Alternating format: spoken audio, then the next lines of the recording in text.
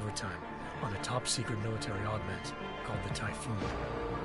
Sarif sent me to retrieve it, and when I did, I found one of the so-called purists next to it, wired with cerebral implants, trying to download its classified specs. Obviously, something more was going on.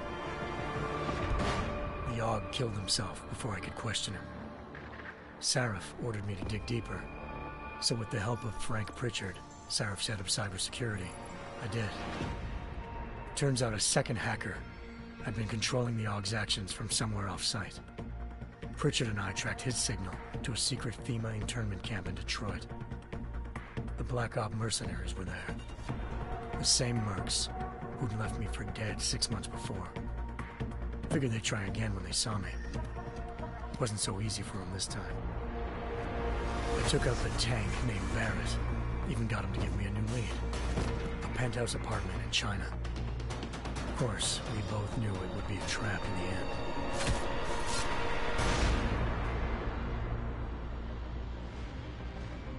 Hengsha Island, China. Home to a city so crowded, they had to build a second city on top of it. Trying to find clues in Hengsha wouldn't be easy. Lucky for me, I wasn't alone. Farida Malik, Sarif Industries' ace pilot, had lived in Hengsha before. A good person to have on your side. She knew enough about the place to get me around. Malik dropped me in the lower city, close to the penthouse Barrett had told me about. Bell Tower Associates, a private security firm under contract to the Chinese government, had agents tossing the suite when I arrived. Just not for the reason I'd been expecting. Turns out the man who lived there was a criminal hacker named Van Bruggen. The same hacker who'd been remotely controlling the Aug in Sarif's factory. Van Bruggen's panicked decision to force the man to commit suicide had been a mistake. Now his mercenary partners were gunning for him, and I needed to find him before they did. Locating Van Bruggen meant playing nice with the Triads, Hengsha's organized crime lords. They had the hacker holed up inside a low-rent capsule hotel. By the time I found him, Van Bruggen had no qualms giving up the woman who hired him. Zhao Yunru, president of the Taiyang Medical Corporation. According to Van Bruggen, Zhao wanted to monopolize the augmentation industry and had hired Black Op mercenaries to destabilize her competition. Sarif Industries was at the top of her list. To prove this, I needed to get inside TYM and grab a surveillance hologram off a server. I suspected Van Bruggen was hiding something when he told me this, but nothing could have prepared me for what I saw. Megan wasn't dead. She and her 4 best researchers had been kidnapped, spirited away somewhere while their kidnappers made it look like they were dead. Desperate to learn more, I confronted Zhao in her penthouse. She claimed to be a pawn in a bigger plan, and hinted at a group so powerful it controlled global interests at a whim. Then she slipped into a panic room and hit the alarm, forcing me to make a very quick exit. I figured Zhao was lying, but part of her confession made sense. David Sarif had been worried about his people. So worried, he'd required all of them to have subdermal locator devices surgically implanted. The GPOs would have been broadcasting the day of the attack.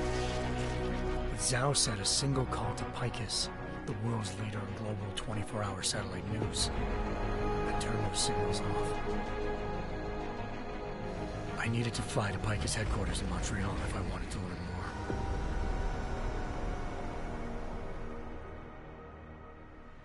Eliza Cassan, Picus Communications' First Lady of News. Malik thought I was reaching when I told her Eliza was involved in this. The world's most famous news anchor, working with a mercenary hit squad. But when I confronted Cassan in her office, she freely admitted to jamming Detroit's satellites the night Megan's team had been taken. Said she's just been following her commands. I suspected she wanted to say more. But Black Op mercenaries showed up looking to shut us both down. And just like that, the Eliza I'd been talking to disappeared. The mercs were led by an augmented killer I'd crossed paths with twice before. Fedorova, a woman who'd made silence her best friend. She waited for me to track Eliza's transmission to a secret server room underneath the Picus complex, then jumped me from behind. A deadly fight ensued. I made sure she never moved silently again.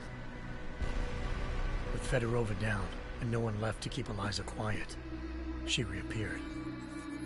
Turns out Picus's First Lady of News wasn't a lady at all. She was a sophisticated AI program, engineered to monitor data streams and control what people believed. Eliza told me the Mercs had brought in a Humanity Front doctor named Isaiah Sandoval to remove the scientist's implanted tracking devices while Detroit's satellites were down. She also told me to speak to David Sarif if I wanted to learn more. By the time Malik and I got back to Detroit, tensions between normal and augmented citizens had reached a flashpoint. Riots were breaking out in several cities. The UN was being urged to intervene. Sarif was trying hard to convince Hugh Darrow, the inventor turned philanthropist who'd once been a leading proponent of enhancement technologies, to help stop a possible regulatory vote. Sarif had a lot riding on Darrow.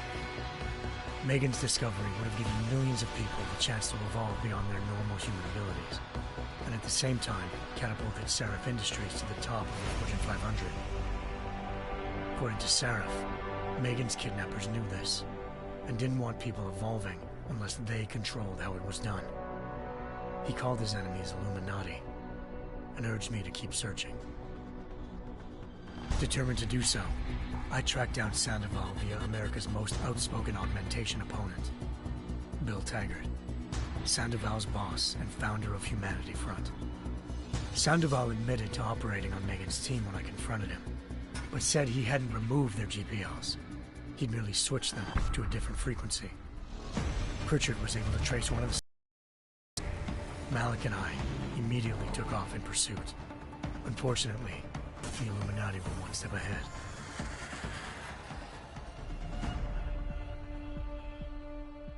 Ambushed. Shot out of the sky by Bell Tower Associates, seconds after entering Hengsha's airspace. Malik's piloting skills saved me.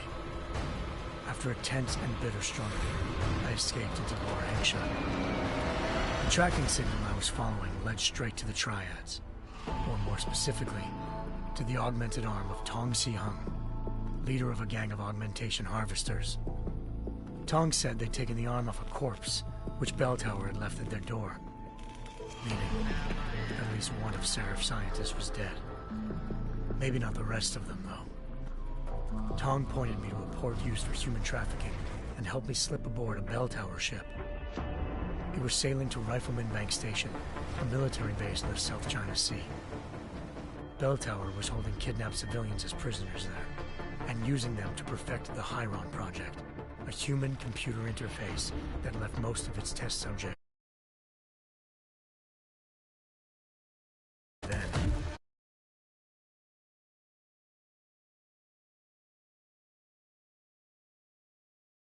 A second